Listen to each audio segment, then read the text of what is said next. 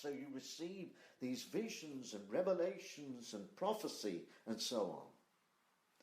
Well, we're talking about the deeper life is an inward change. Let's also look at what it says in Mark 16 with regard to all of this and the outpouring of the Spirit. Mark 16 verses 17 and 18. Again, I'm sure you know this well, but we need to look at this. Well, we'll take it from verse 15, in which Jesus said, before taken up, ascended to heaven, he said to them, "Go ye into the world and preach the gospel to every creature. And he who believes and is baptized will be saved, and he who does not believe will be condemned. And these signs will follow those who believe. In my name they will cast out demons. They will speak with new tongues. They will take up serpents. If they drink anything deadly, it will by no means hurt them. They will lay hands on the sick and they will recover." Again, I believe that to be for the body of Christ. It's not just one man doing it. This is what we are moving into and being prepared for these last days. Because there are those that are going to give their life to Christ. Sickness is increasing. It's getting worse and worse. And we desperately need and believe for the gifts to come into operation, the gifts of healing and miracles and faith. We don't know how much NHS or whatever will be able to cope in these last days.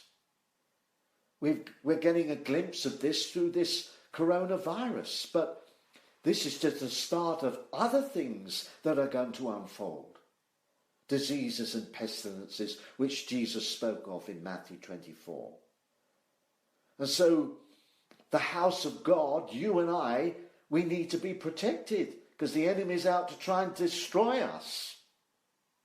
So God will supernaturally preserve and protect us because he's teaching us to pray the prayer of faith. To stand upon the promises of God in these last days.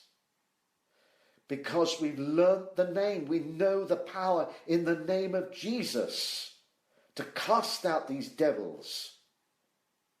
We speak now with new tongues. We war in the Spirit with those new tongues.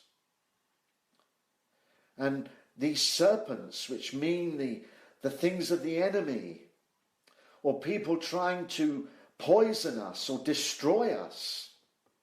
And they will. It will by no means hurt us, as he says here. And we will lay hands on the sick and they will recover in the name of Jesus. These are not simply words. This is not outdated. This is not for the time of the book of Acts.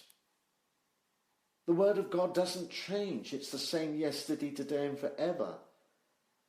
And we are moving more and more toward this as God does this deep inward work within us. But it's a work also where we have authority with God.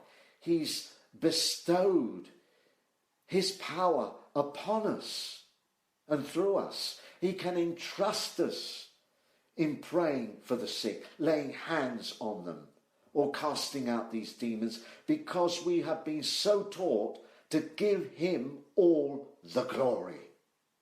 We take none of it for ourselves.